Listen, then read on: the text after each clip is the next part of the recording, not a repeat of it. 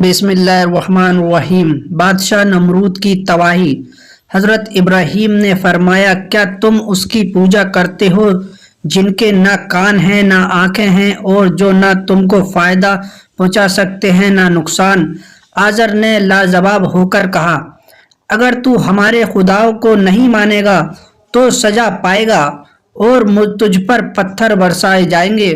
اس کے بعد حضرت ابراہیم نے یہ پکا ارادہ کر لیا کہ وہ لوگوں کو بتا دیں گے کہ بتوں کو لوگوں کے اچھے بروں کی کچھ خبر نہیں ہے اور ان کے پوجنے میں کسی کو کچھ فائدہ نہیں۔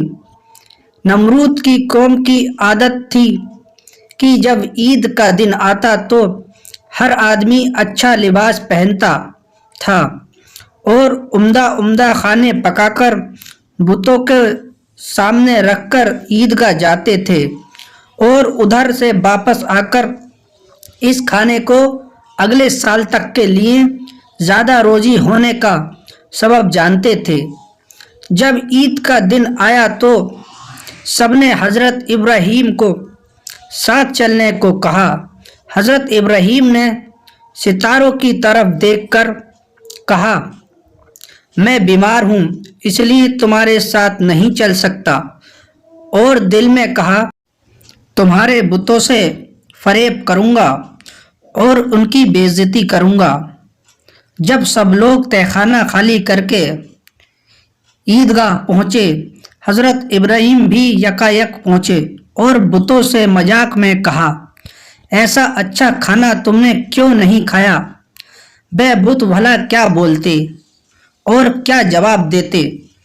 پھر تو خدا کے دوست ابراہیم نے کڑھالی لے کر سب کے سر اڑا دیے، کسی کے ہاتھ کاٹے اور کسی کا کان، مگر بڑے بت کو بچا کر کلہاڑی اسی کے گلے میں ڈال دی اور بت خانے کا دروازہ بند کر کے بہت جلد وہاں سے نکل گئے۔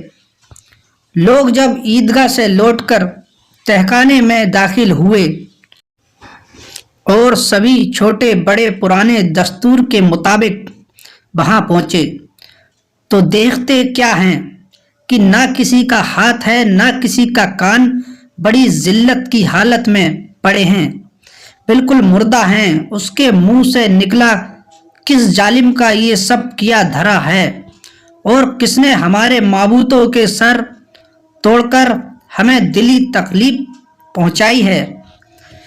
حضرت ابراہیم ہمیشہ بتوں اور بت پرستوں پر چوٹ کیا کرتے تھے اور ان کے شرک اور بے ایمانی کو برا کہا کرتے تھے۔ سب کو یقین ہو گیا کہ یہ سب حضرت ابراہیم نے ہی کیا ہے۔ سب کو غصہ آیا اور وہ ان کا قتل کرنے کے لیے تیار ہو گئے۔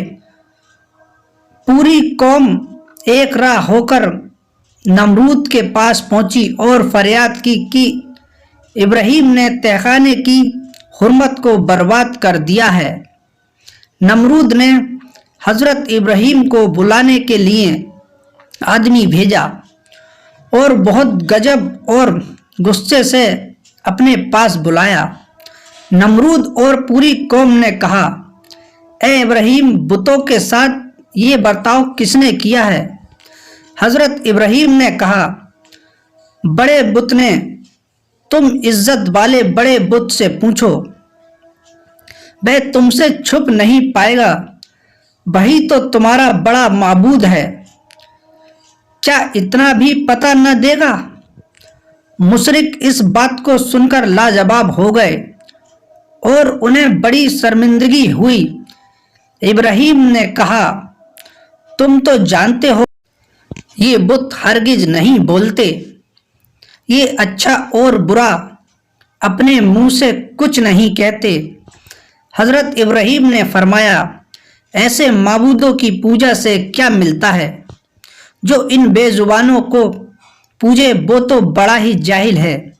اس سے بہت سے لوگ مسلمان ہوئے اور بہت سے لوگ ایمان لائے۔ نمرود نے جب یہ معاملہ دیکھا تو حکم دیا کہ ابراہیم کو قید کیا جائے۔ کافروں نے کہا کہ ابراہیم کو آگ میں جلاؤ، اسی طرح سے ہمارا غصہ ٹھنڈا ہو سکتا ہے۔ کوہ کے دامن میں 160 گج کا مکان بنایا، ملک کی لکڑیوں کو جمع کر کے اس میں آگ لگائی۔ آگ کے شعلے اتنے بلند ہوئے کہ اوپر سے پرندہ بھی اڑنے کی ہمت نہ کر سکتے تھے اور نہ کوئی آدمی اس کے نزدیک جا سکتا تھا کہ حضرت ابراہیم کو آگ میں لے جا کر ڈالیں۔ پھر سب کافر حیران ہوئے اور ان کو آگ میں ڈالنے کی تدبیریں سوچنے لگے۔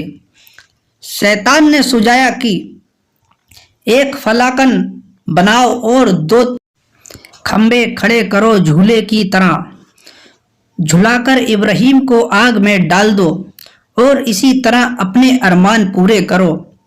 جب حضرت ابراہیم کو توق اور زنجیر میں باندھ کر فلاخن پر بٹھایا گیا تو آسمان اور زمین کے فرشتوں نے رو کر فریاد کی کہ خدا بند تیرے خلیل کے ساتھ یہ کیسا معاملہ کرتے ہیں، ہم اس ظلم کو دیکھ کر بہت رنجیدہ ہیں، ہمیں اجازت ہو تو انہیں ہم ابھی چھڑا لیں گے اور اس طرح تیرا دوست دشمنوں سے بچ جائے۔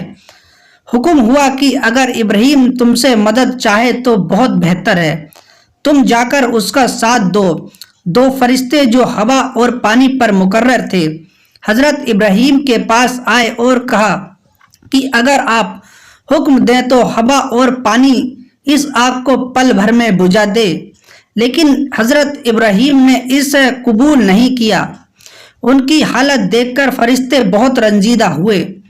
جب حضرت ابراہیم فلاکن سے باہر ہوئے، جبرائیل امین فوراً فضا سے حاضر ہوئے اور کہا کچھ ضرورت ہو تو کہو، میں اس آگ سے ان کافروں کو جلا سکتا ہوں اور تمہیں ان شعلوں سے بچا لوں گا۔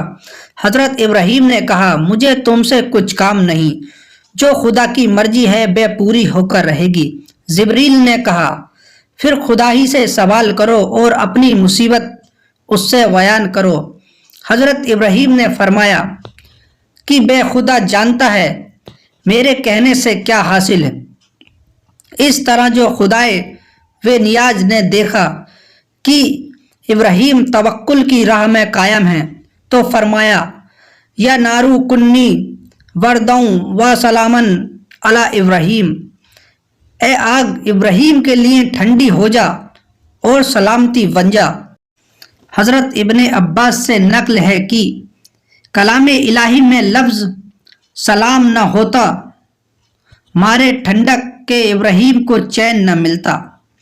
فرشتوں نے حضرت ابراہیم کا بازو پکڑ کر نہایت آرام سے زمین پر بٹھایا ہی تھا کہ اسی وقت جنت کے رضوان نے ٹھاٹ دار کپڑے لا کر پہنائے اور ان کے آس پاس 20-20 گز تک پھول سبزے کلیوں اور خوشبودار پھولوں سے عجیب باغ بنا دیا۔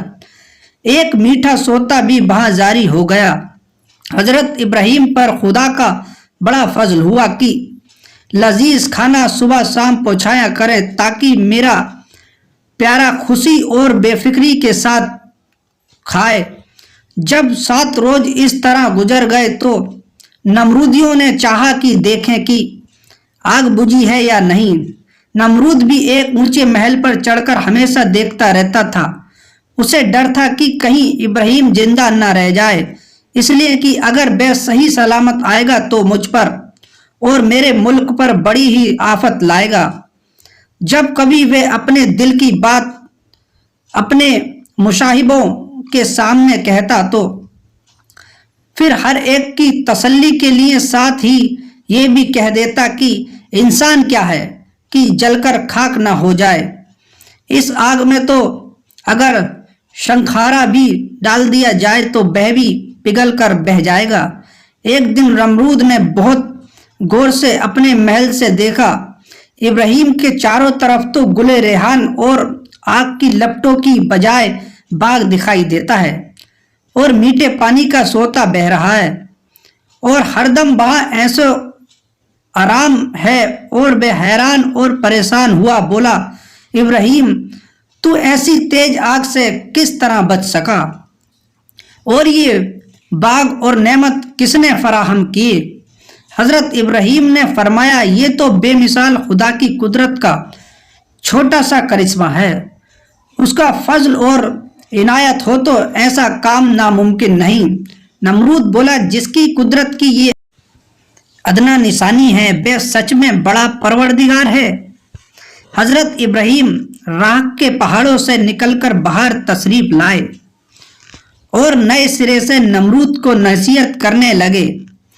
نمرود نے تھوڑے دن کی مہلت مانگی اور معاملے پر سوچنے کا وعدہ کیا۔ اس نے حامان سے جو اس کا وزیر تھا صلاح لی اور ایمان لانے کا ارادہ ظاہر کیا۔ اس ملاعون حامان نے کہا اتنے زمانے تک تو آپ نے خدائی کی ہے، اب بندگی کریں گے اور دنیا بھر میں آپ نے اپنے آپ کو رسوا کریں گے۔ جب حضرت ابراہیم نے مہلت گزر جانے کے بعد ایمان لانے کی مانگ کی تو نمرود نے نہایت چاپلوسی اور نرمی سے کہا ایمان لانا تو میرے لیے بہت مشکل ہے، مگر ہاں میں تیرے پروردگار کے لیے ایک بڑی قربانی دینے کے لیے تیار ہوں۔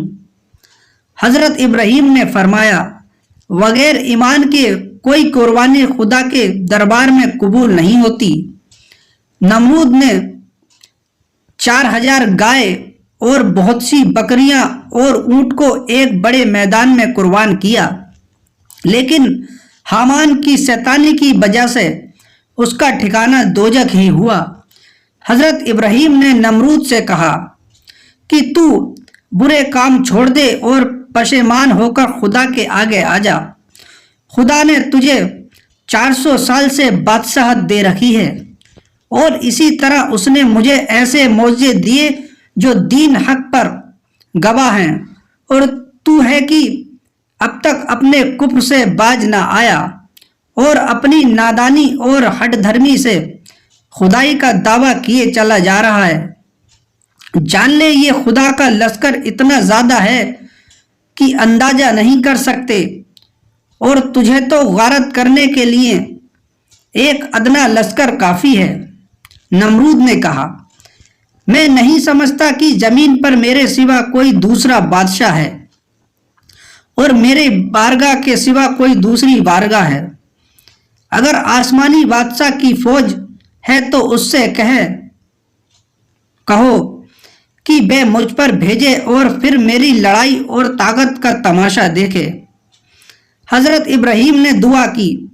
حضرت جبرائیل نازل ہوئے اور کہا کہ نمرود سے کہو کہ ہماری فوج آ پہنچی ہے، تو تیار ہو جا اور اپنی فوج لے کر میدان میں جنگ کر۔ 3 روز کی مہلت میں نمرود کی فوج بلا لی گئی۔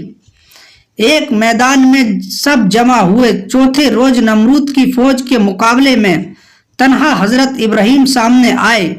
انہیں اکیلا دیکھ کر لوگوں نے کہا ابراہیم بے فوج آسمانی کہاں ہیں؟ اب تجھ پر آفت آنے میں کچھ بھی دیر نہیں۔ ابھی بات چیت ہو ہی رہی تھی کہ یکایک مچھروں کی فوج ظاہر ہوئی، جس کی وجہ سے سورج کی روشنی چھپ سی گئی۔ نمرود گھبرا گیا، لشکر پر بھی حیرت طاری ہو گئی۔ نمرود نے حکم دیا نکار بجا کر مچھروں کو بھگا دے۔ جب مچھروں کی آواز کانوں میں آئی لوگوں کے ہوش گم ہو گئے، تمام فوج گھبرا گئی۔ ایک گونج تھی، ایک شور تھا جو ابھرا ہوا آ رہا تھا، چھوٹا تھا یا بڑا، ہر ایک ہیبت الہی سے ڈر گیا۔ ایک ایک آدمی پر لاکھوں مچھر پل پڑے۔ مچھر کیا تھے؟ ایک کالی ولا تھی جو سر سے پاؤں تک چمٹ رہی تھی، لوگوں کے بدن پر گوشت اور خون تک نہیں چھوڑ رہی تھی۔ ہزاروں آدمی اور جانور تباہ ہوئے۔ نمرود اپنے محل میں بھاگ کر عورتوں میں جا چھپا۔ اتنے میں ایک لنگڑا مچھر آیا جس نے نمرود نے اپنی عورتوں کو دکھایا بھی۔ مچھر تیزی سے ناک کی راہ سے نمرود کے دماغ تک جا پہنچا اور اپنی سونڈ کو اس کے بھیجے میں چبا دیا۔ نمرود کا سونا اور آرام کرنا سب رخصت ہو گیا۔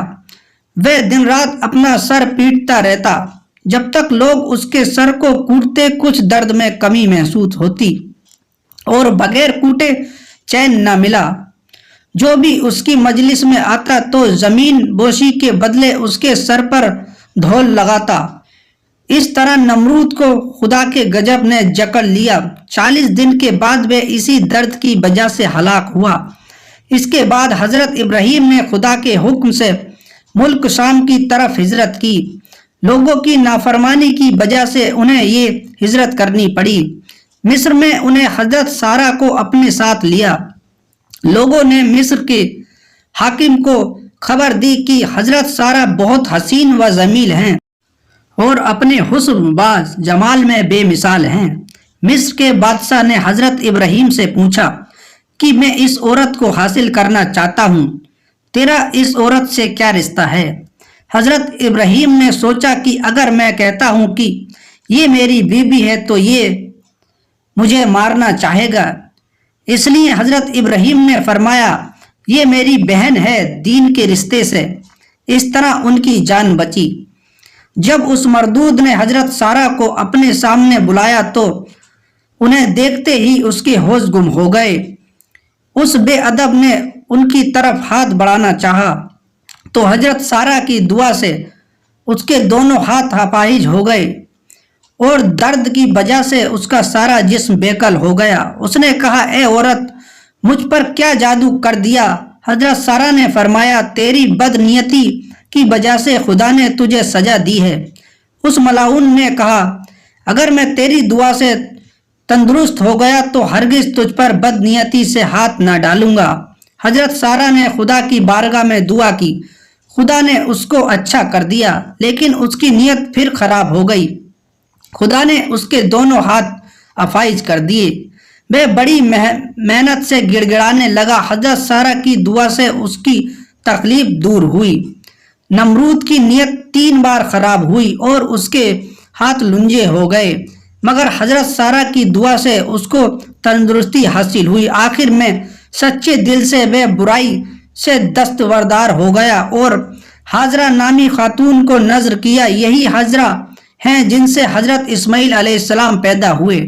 وہاں سے حضرت ابراہیم نے ملک شام کا ارادہ کیا اور فلسطین میں دمشق کے علاقے میں قیام فرمایا۔ پیارے پیارے اسلامی بھائیوں اور بہنوں، آپ کو حضرت ابراہیم علیہ السلام کا واقعہ بھاگ 6 پسند آیا ہوگا۔ ان سے اللہ جلدی آپ کی خدمت میں بھاگ 7 حضرت اسماعیل علیہ السلام کا واقعہ لے کر حاضر ہوں گے۔ خدا حافظ۔